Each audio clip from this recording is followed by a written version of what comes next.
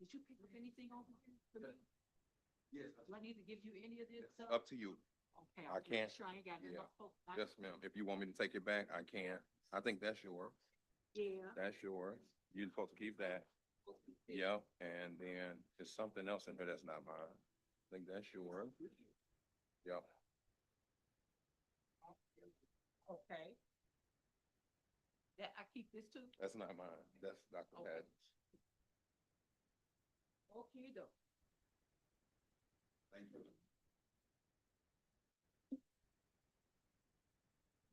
Good evening. We will now stand for the Pledge of Allegiance. Pledge allegiance to the flag of the United States of America and to the republic which stands one nation under God, indivisible, with liberty and justice for all. Ms. Shea, may I please have a roll call to establish a quorum? Yes, Ms. Real, present. Dr. Culver, present. Ms. Blaze, here. Ms. Fitzwater, Present. Ms. Jackson, here. Dr. Hart, present. Ms. Williams. Present. Okay, thank you. Next, we will have the board norms by our Vice President.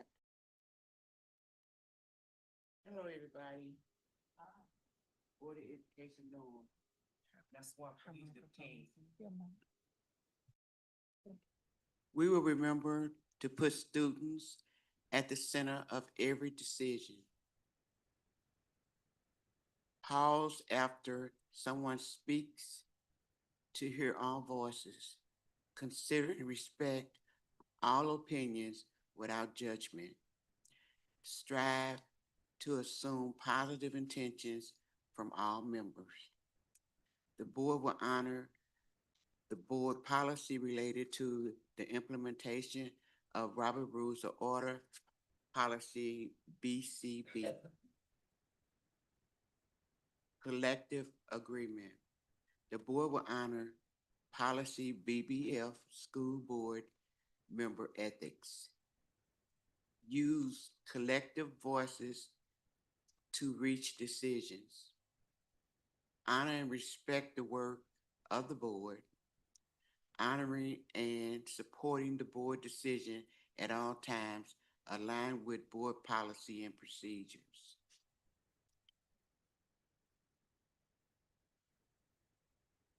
Be prepared for meetings. The board will review the packet details and submit questions within the established time frame. Questions at meetings should be limited and specific to the information not presented in the packet details.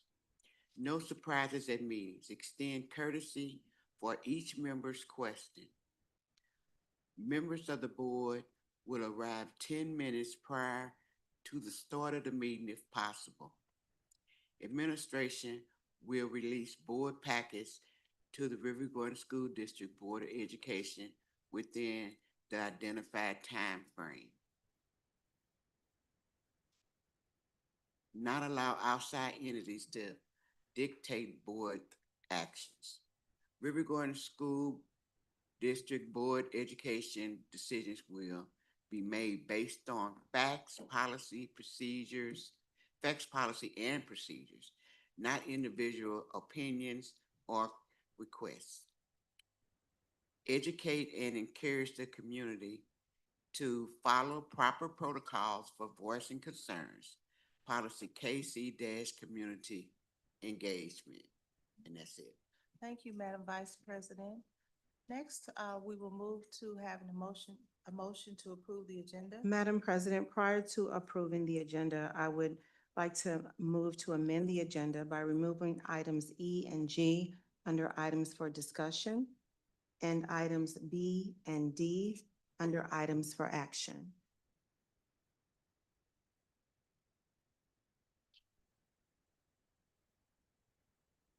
B and D. Yes. Okay. Items E and G under items for discussion and items B and D under items for action. I move to testing.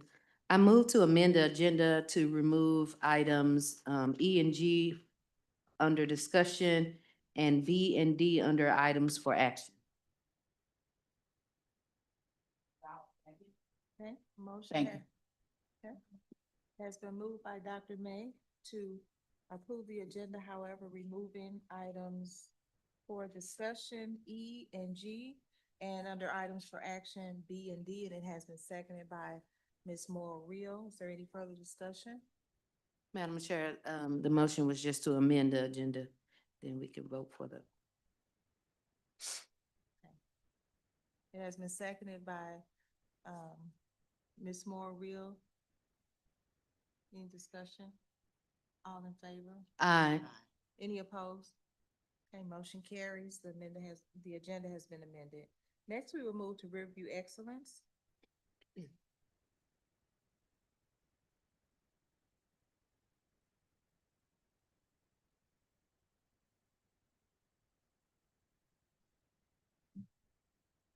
Good evening, Board of Education, Dr. Patton, colleagues, communities, parent and scholars. This evening for Riverview Excellence, we have several individuals. We have an esteemed staff member and we have 8 scholars, I think 3 of which are here. If anybody else has come in, please let me know. But first, if Dr. Jesselyn Larry Howe can stand, our Director of Technology.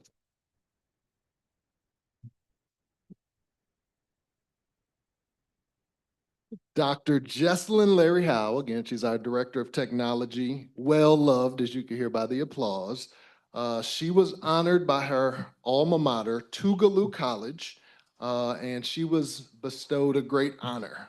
Dr. Larry Howe had an art suite named after her and her college roommates. Wow. Now, I'm gonna refer to this art suite as Dr. Jesselyn Larry Howe and them, but, because it's a lot of them, but I want to honor them as well, so I'm gonna read it all. So, the art suite at Tougaloo College is named the Jesse L. Sherrod, MD, MPH, FAAP Auditorium, and the Aurelia Jones Taylor, MBA, Jesselyn Larry Howe, PhD, FAAP Art Suite. But we're just gonna call it Dr. Larry Howe and them. And she was honored at a event that they had there at Tougaloo College. And it was just for her and her college roommates being supportive of the college, being exemplary individuals who've always given back. And so they got that honor. Dr. Larry, do you want to say any words? She's like, no.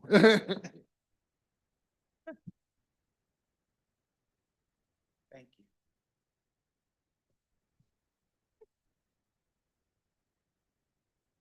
Thank you, thank you. I am incredibly honored and humbled by this recognition. As my 100-year-old mother tells me daily, to those whom much is given, much is expected and required. That has been my life's guideline, and that's how I live. Thank you. You're welcome.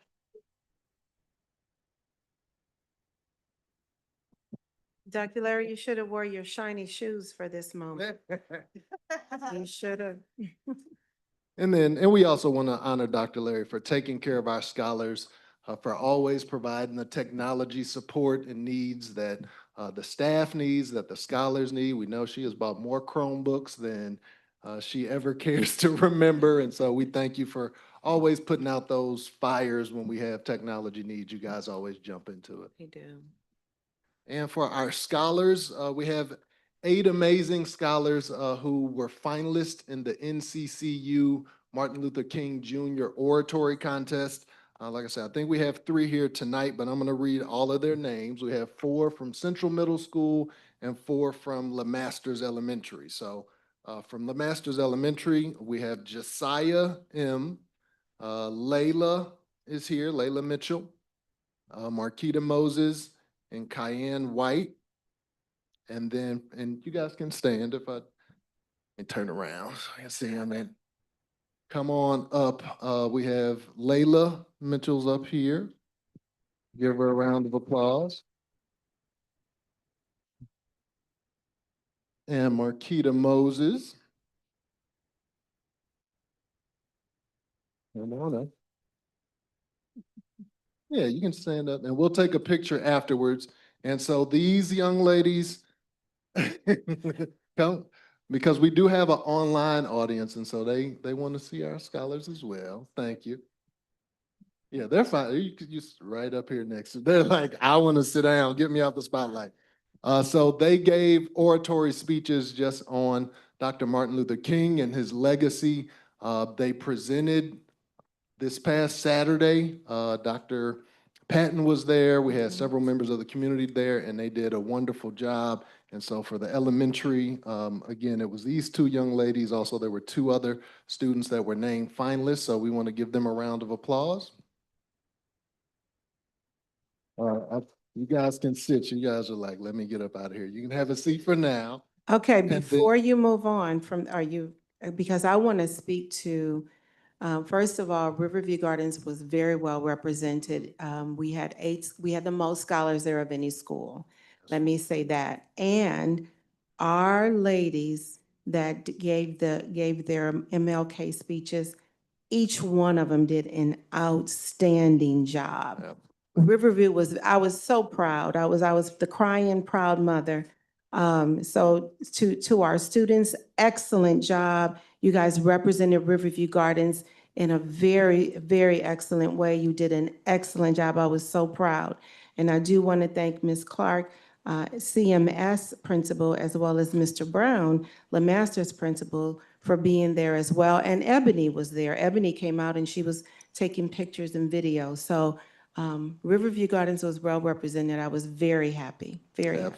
Absolutely. And so you mentioned Central Middle School, so I'm going to read the Central Middle School scholars.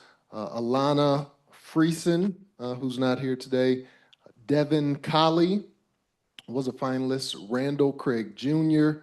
and Miss Kennedy James, who is here. Come on up. Come on up. And I do have to announce that Miss Kennedy James was named, she was yeah, come on up, come on up. Let's brag on you a little bit. Miss Kennedy James was the first place winner of the MLK Oratory Contest. And so, yeah, stand up. And so Kennedy, she'll get to present her speech at Florissant Valley Community College on January 20th at 6 p.m. So if you want to see the winning speech, she will be there. And so do you want to say anywhere? She says she's going to win. She says no. Okay, well, let's give all of our scholars a round of applause. And then, so we're going to do 2, yeah, we can do 1. We'll do 1 photo. If everybody can come up, parents, family, you can come up as well with the students, and we'll take a photo with the Board of Education. And then Dr. Larry, we'll do a separate one for you, Dr. Larry. Yeah, let me move this. Let's slide right up.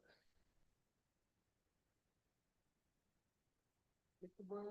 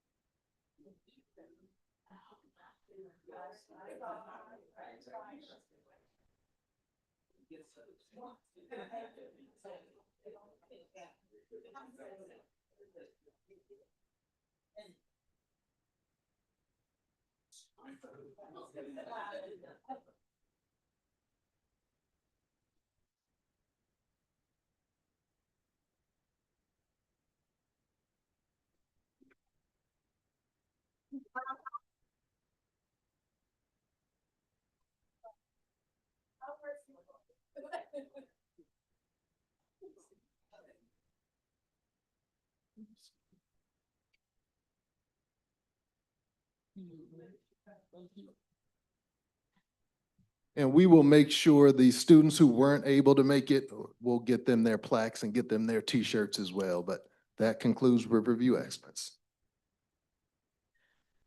Thank you. Ms. Shay Fields, do we have any patrons for public comments? No, ma'am. Thank you. Next, we will move to board announcements. Do we have any board members that would like to make? some Yes, announcement? ma'am. Ms. Lane? Thank you, President. I would like to announce to everyone, the Bell Fountain Neighbors will be hosting a Black History celebration on February 7th at the Rec Center at 10 a.m. Everyone is invited. There's going to be a lot of fun things, and we have our own special guest who is a graduate from our high school. Is going to be one of our presenters. So it would be wonderful if Riverview Gardens could show up to support her. And we're going to have a great program. Thank you. Okay. Dr. May? Could you repeat the date? February. 7, 10 a.m. A couple of things on Black History celebration as well. Iota Phi Lambda Sorority Incorporated Eta Gamma chapter will have a Black History celebration on February 28th at the George B. Vashon Museum. It is a historic site. If you want to have the staff, the students to come out, they just accept donations. And you get a chance to see a lot of great artifacts, whether it is pictures of the nurses and uniforms from individuals who worked at, what was the old Homer G. Phillips. Yeah, I know it. Just a lot of historic things. So I'll get the information to Mr. Ishmael so they can be distributed. And of course, I cannot go without saying Happy Founder's Day to the educators and ladies of Delta Sigma Theta Sorority Incorporated. And thank you for my shirt. I hope to take a picture with you afterwards, and I appreciate it. And to all our other D9s with January birthdays, Kappa, Alpha Psi, Zeta Phi Beta, Phi Beta Sigma, and Alpha Kappa Alpha, our sisters. Yes. So happy Founders Day to all you all, and please come out to those Black History celebrations. It's very important to the community. It's going to be the 28th at 1 o'clock at the George B. Vashon, and you can look it up, the address online, but it's like a big building, almost like a house, but it's very historic, and I think that more people should come out and see the artifacts from St. Louis there. Thank you. Okay. There are no more announcements from our board members. Next, we will move to reports. Good evening, board members and everyone else in the audience. I just want to welcome everybody back to the second half of the 25-26 school year. We hit the ground running because we will be moving quickly as we move through the second semester. It will be graduation before you know it. So Hang on, we have a lot to accomplish in the second part of this year. I do want to mention that we will begin MAP and EOC testing. I believe it begins in April. And to that, I want to talk to our parents about the importance of attendance. Please make sure your students are at school every single day, rested and ready to do well. We need them not only here for the MAP assessment, but we need them here every day so that they're learning and growing. So I do want to mention that to our parents. This Friday will be a professional development day. That will be January the 16th, so there will be no student attendance, but our faculty and staff members will be participating in professional development. And then on Monday, the district is closed to recognize the celebration of Dr. Martin Luther King Jr. So welcome back, and let's get the second half of the year rolling and moving. That concludes my announcements, Madam Chair. We don't. Next, we will move to our consent agenda.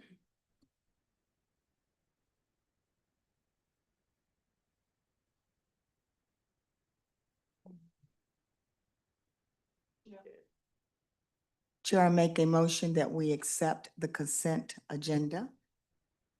Madam Chair, I'll second. It's been moved by Ms. Lane and seconded by Ms. Moore Real to approve the consent agenda. Any discussion? Madam Chair, yes. I was just curious if there was any further discussion on the right sizing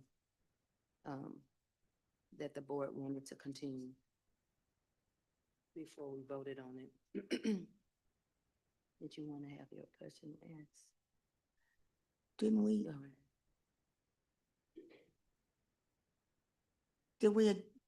is that item G that you're talking about? Yes. Did we vote to, from the consent? Oh, Yeah. okay. Just do an update, okay. So the update, hold on, let me bring it out.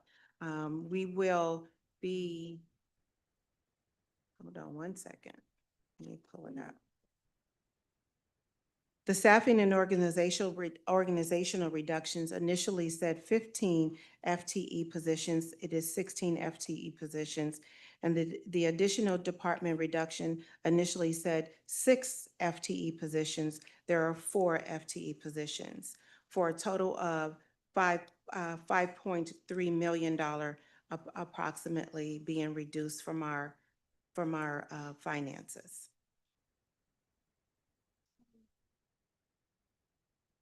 Any further discussion or questions?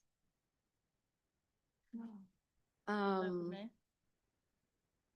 Madam Chair, I would like to propose a revisit on one of the positions under the 16 FTE for further consideration. So I don't know how that will be motion. It's just for maybe a plan, maybe a different type of plan to be proposed. You making the motion or? What's the best way to make it? What you suggest?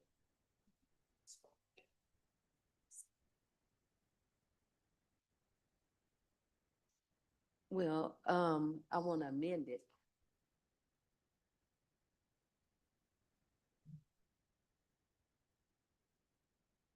Mhm. Mhm.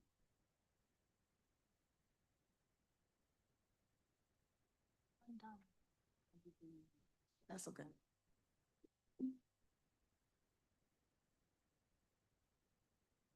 Okay. Okay. All right. Madam Chair, I would like to table the right sizing for further discussion on one of the administrative position.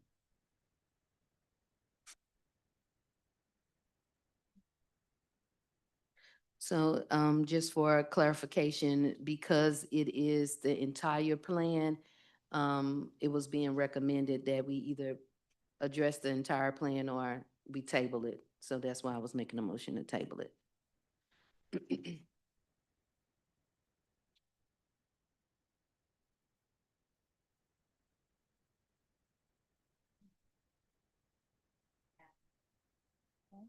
Do I have a second?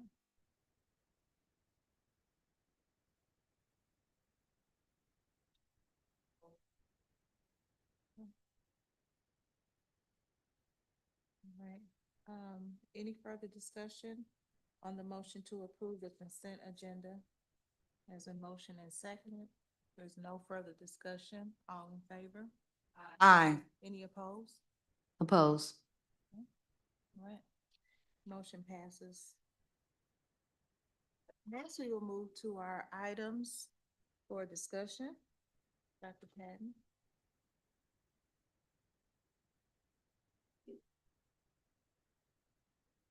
Okay, our first item up for discussion is acknowledgement of donations. Making this presentation is Ms. Deirdre Liddell, the Executive Director of Student and Community Support, and this is in conjunction with Policy KH, Public Gifts to the Schools. Ms. Liddell? Greetings to the Riverview Gardens Board of Education, Dr. Tanya Patton, colleagues and community.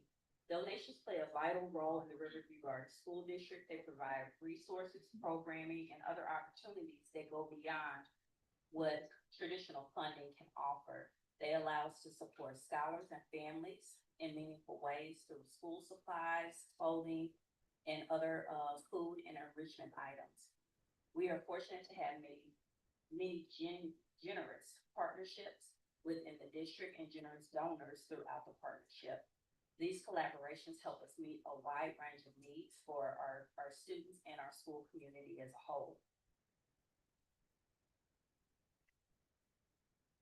The Office of Student Support Services is kindly requesting that the Riverview Gardens Board of Education acknowledges the mentioned donations on behalf of the district for approval at the next board meeting. Are there any questions regarding the donation?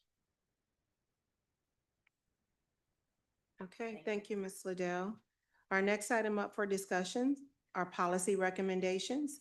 Making this presentation is Ms. Jennifer Williams, Human Resource Manager, and this is in conjunction with Policy CH, Policy Implementation and Dissemination. Ms. Williams? Good evening, Board of Education, Dr. Patton, community and colleagues. Tonight I am presenting 3 policy recommendations. The first policy is policy GCPA, reduction in professional staff workforce. Policy GCPA is being updated to improve clarity, ensure legal compliance with current Missouri statutes, and provide the district with clear guidance should a staff reduction become necessary. Such reductions may occur under the following conditions: declining student enrollment, school district reorganization, and the district's financial condition. It is recommended that the Board of Education accept the policy changes as presented by MSBA. The next policy is policy JFCA, student dress code. MSBA has updated policy JFCA to align with recent revisions to Administrative Procedure JFCA AP1. The updated policy reinforces MSBA's recommendations that the school board refrain from adopting a detailed student dress code within the policy manual. Instead, it emphasizes that the superintendent and building administrators, those most familiar with individual school environments, safety needs, and evolving dress trends, should develop and maintain dress code guidelines. It is recommended that we accept the updates from MSBA to this policy and keep the policy itself as a broad guide document and have more engagement with the building level. We want them to specify specifically according to their needs what the dress code should be. The next policy is policy EHBD, artificial intelligence use. MSBA has revised this policy for clarity and relevance because of the explosion of artificial intelligence in the school environment. The revised policy for artificial intelligence use now specifically addresses generative AI, defining roles for designated AI coordinators appointed by the superintendent to oversee implementation, monitor development, and ensure data privacy and security. Currently, the district is using Gemini, and we have already had training sessions on Gemini, and more staff members will be trained on Gemini at the upcoming PD on Friday. So it is recommended that the Board of Education accept MSBA's recommendations. Are there any questions? Okay, thank you, Ms. Williams. Our next item up for discussion is the after-school tutoring program.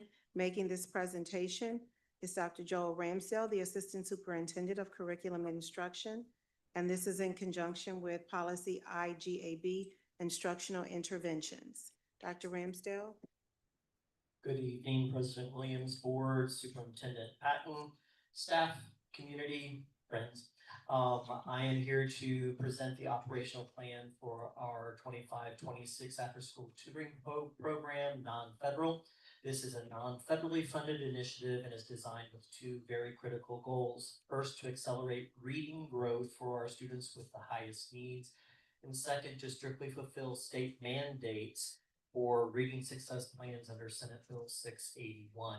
This program is not just homework help, it is an intensive, skill-focused intervention designed to close systemic gaps in foundational literacy identified by our district data. We're using very precise data driven through our fall and winter Renaissance STAR data, with priority given exclusively to students that are performing below basic or basic. We have a very scheduled time with our students. We're hoping to provide this kindergarten through 12th grade. We'll be on Tuesdays and Thursdays for 1 hour with a tiered schedule for the end of the day dismissal. Staffing, we'll have a priority of hiring our own certified RGSD teachers, compensated at $25 per hour. We're also trying to leverage partnerships with our universities and nonprofits to ensure we have adequate coverage for all of our tutoring. Unlike general tutoring, this tutoring plan follows a very strict instructional framework based on the science of reading, with our K-8 students getting 30 minutes of foundational literacy on phonics and comprehension, and then 30 minutes of fluency practice using peer-assisted learning strategies.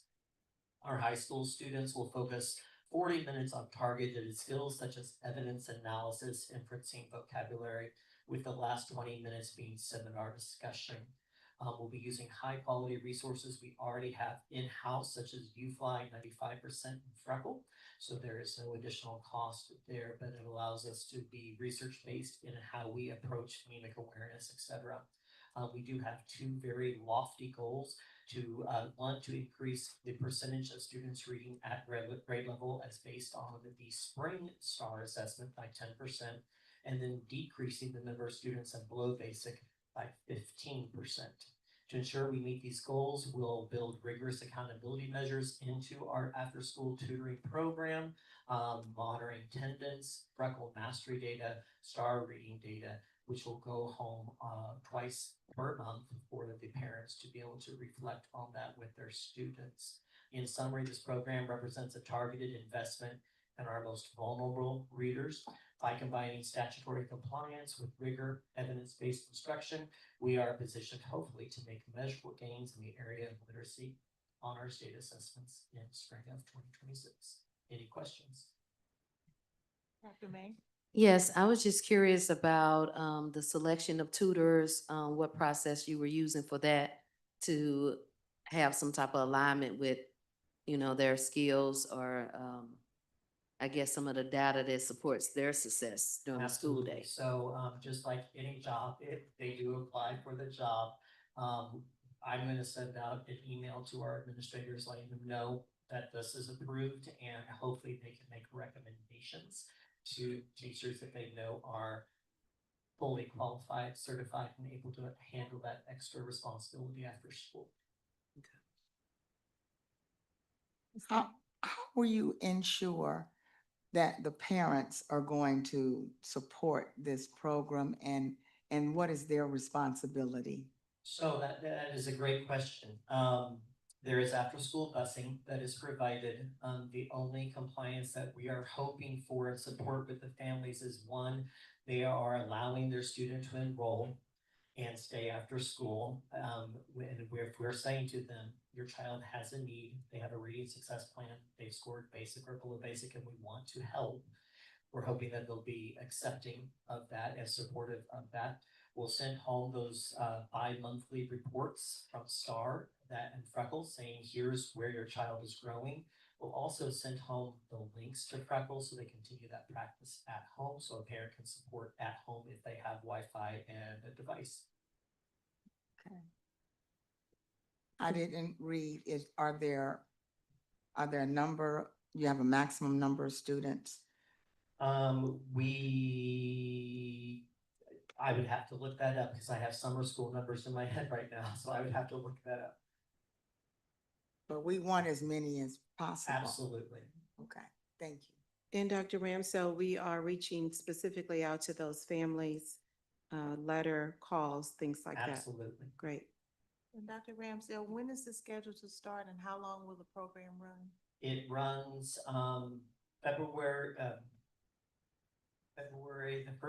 the first Tuesday of February through April 23rd. Thank you. Yes. Dr. May? One additional clarifying question. So the students, they're not targeted students, they get to sign up on their own? They are, so under Senate Bill 681, we have to legally offer after-school tutoring to all of our students that are one grade level below. So we Okay. have to offer that to them first. If we don't fill up seats, then we can go to that wait list of those that want. Okay. And the curriculum, I'm seeing some of the components in there, the resources, but it's basically some of the materials that they use on a day or something modified. It's going to be what they're using during the day. We have done an analysis, and if you looked at the plan, we identified those key standards that are struggles for all grade levels. So I have a kindergarten section with theirs, first grade all the way through 12th grade. So they've identified standards on which to work and the tools with which to work, and then the practices that I mentioned. So if you have a middle school student that has challenges with phonemic awareness, some of the basic skills from elementary, would they be paired with someone that can support that has the skill? Because most time, once you progress past elementary, those teachers. Absolutely, that's a great question. Okay. Also, it depends on how many teachers and how many sections are set up within that building. My hope is that the administrators will be able to pair those students and put them in groups by level so that they can hit the most, hit the target as strongly as possible instead of having a very large differentiated group that I'm going to have to only spend 5 minutes with each child. Okay, thank you. Thank you, Dr. Ramsdale. Our next item up for discussion is Destiny Manager Renewal. Making this presentation is Ms. Tanya Ross. She is the ELA Curriculum Coordinator. I was waiting for you to start. There we go. This is in conjunction with policy. Ms. Ross, you're shaking your head and you started this. So, Initiation period is officially over. This is in reference to policy IIAC, Instructional Media Center in School Libraries. Ms. Ross?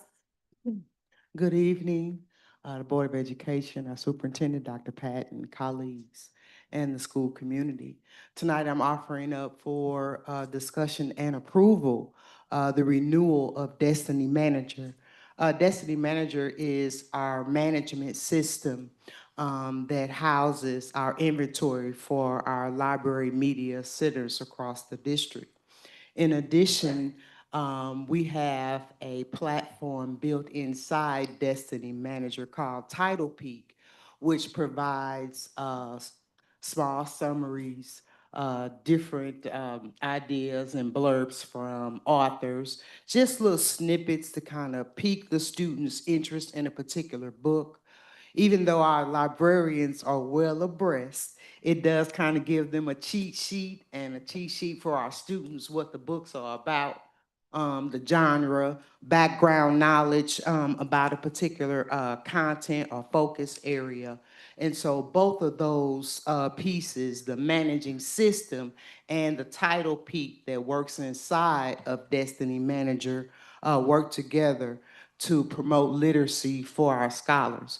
We also provide the same opportunity for our teachers and our staff because we do have a professional development inventory that's built into Destiny Manager as well. Um,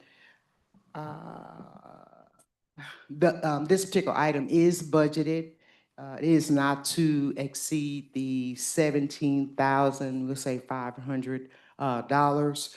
And we're seeking immediate approval. This is a shared responsibility between the curriculum and instruction as well as MIS of the remaining balance. Are there any questions? Okay, thank you, Ms. Ross. Thank you. Our next item up for the discussion is the debt service levy transfer. Making this presentation is Ms. Stephanie Terry. She's our CFO, and this is in conjunction with policy DC-1, taxing and borrowing authority and limitations. Ms. Terry? Okay, good evening, Board President, board members, Dr. Patton, members of the community. On December 9th, Steeple presented an overview of Riverview Garden School District's debt profile, debt fund balance, and potential operating revenue scenarios. That presentation provided important context for the discussion we are having tonight. Tonight, we are considering a resolution that gives voters the opportunity to weigh in on how RGSD allocates its existing tax levy to best meet today's operational needs. This proposal does not raise taxes. Instead, it reallocates a portion of levy capacity from the debt service fund to the operating fund. Over time, the district's debt payment has gone down. This gives us an opportunity to better align revenues to support current needs such as staffing, utilities, transportation, and classroom instruction without asking taxpayers to pay more. This discussion is especially important given the district's current financial reality.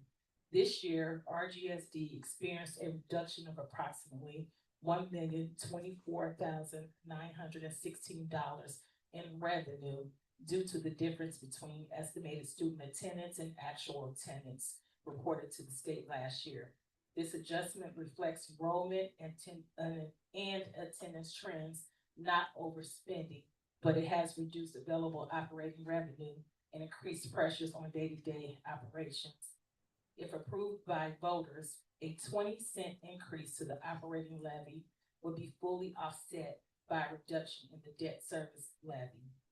In simple terms, taxpayers would not pay more overall, but the district would gain greater flexibility to support daily operations and maintain stable cash flows throughout the year, particularly in light of revenue fluctuations such as attendance adjustments. This type of transfer is common across Missouri school districts and is considered a reasonable financial practice. It also ensures that all bond payments will continue to be made in full. Most importantly, this action promotes transparency and accountability. The final decision rests with the voters, and the ballot language explains the purpose of the measure and confirms that the total levy remains unchanged. This resolution positions RGSD to responsibly manage current needs, protect taxpayers' resources, and support long-term financial sustainability while keeping our focus where it belongs, on our students and schools. RGSD recommends that the Board of Education adopt the resolution as presented. This item will be presented for board approval later in this meeting. Any questions? Yes, Ms. No. Lane? Okay. Yes, ma'am. CFO, if you recall, when we had the presentation from Stiefel, I asked, could we somewhere put this will not increase our property taxes. I was real clear. So I'm assuming that we have to do this for legal purposes, and apparently we could not say that. We could not say that. It's in state statute, so we had to word it the way that the current ballot is written. We just have to campaign, and therefore, that's why I named the propositions in for no increase, so we can hone in on that message that is no increase to the taxpayers. That's It's great just a- marketing. yeah, just Okay. Reallocation. That's good. We appreciate that. The challenge and superintendent, whatever it is that personally I can do, I promise you, citizens really need to understand this. I'm gonna be doing a lot of knocking on doors anyway, the next 60 days. So in my municipality, we only have two meetings before the election. February, we're only meeting once a month now, February and March. And I don't know about all the other municipalities, but I do know about that. That's only two meetings, even if I were to ask you and Dr. Patton to come. That's only two times that you're gonna have to make this presentation to the public. So as soon as you all have walking literature, yard signs, all of that stuff, it is gonna be very important because, and the very second sentence says increase. And I promise you, all these words are state statute driven. But everyone in the community is not gonna read all of this and say, oh yeah, well, I can see it's not gonna raise my taxes, especially when you have the word increase there. Okay, so just please, as soon as you all can get the information about this, please, it has to be disseminated as quickly as possible. So, Ms. Lane, I talked to I tried to convince him to remove the word increase. He told me that it had to be there for statutory reasons. And so that's the reason we decided to go with Proposition N for no increase, no increase. Again, this will not increase the taxes for our community, and we will be promoting that. We'll be at the municipalities. It's not just going to be Mrs. Terry and I, it'll be the whole administrative team.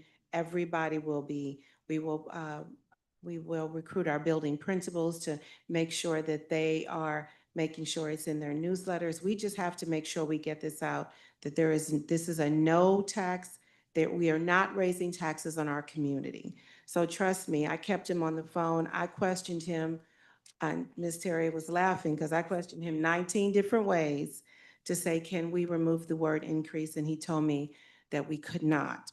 And so we have to stick with it, but we will make sure we do an effective job of communicating that this does not mean that we are raising taxes in any form or fashion.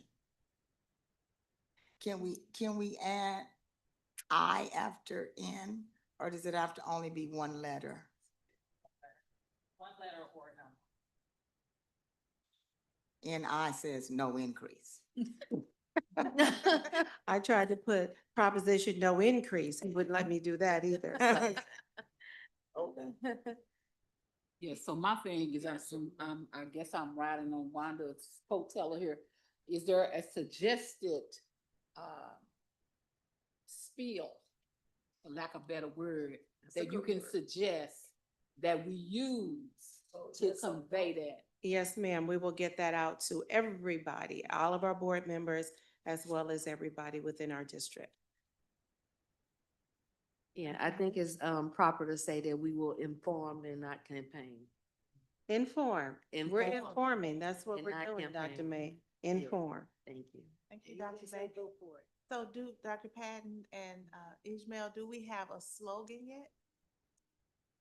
We do not have So a no, slogan. It because has we not gotta been get it by the approved. board yet, so- That was a test. That was a test, Ishmael. Good answer, good answer, good answer. People, Nicholas has shared some information because, as Ms. Terry mentioned, a lot of other school districts have run this type of campaign, so they've shared some campaign information. I've gone online and looked at some information that other districts have put out. So we do have kind of a base of how we can start putting this together. But we, of course, are waiting for board approval before we start to do any of that. No Thank you. pressure. Okay. Thank you. Are there any other questions? That concludes my topic for discussion. Board, Board President, I'm sorry, I was trying to read lips, but it wasn't working. Okay, thank you, Dr. Patton. Next, we will move to our items for action. We just had, And those items, we have A and C. okay. Madam Chair. Right. Oh, go ahead. Go ahead. President, I'd like to make a motion that we accept the items for actions A and C and that we vote on both of them. Second. Okay. It has been motioned by Ms. Lane and seconded by Dr. May, to approve item A, Destiny Manager Renewal, and C, Debt Service Levy Transfer. So any discussion? Hearing none. All in favor? Aye. Any opposed? Motion carries. Next, I would like to, go up to the adjournment part of our meeting. Madam Chair, I move to adjourn to, re-enter into closed session. Okay, it has been motioned by Dr. May to, move into, to close open session and move into closed session, and seconded by Ms. Jackson. And Madam Chair, I would like to add that it will continue to be for section 610.021 for the discussion of matters described in sections 1, 3, and 13 of the revised Missouri statutes 610.021. Right, thank you. Okay. Is there any discussion? All in favor? Aye. Any opposed? This meeting has been adjourned. We'll move into closed session. Thank you. Have a good night and Happy New Year, everyone.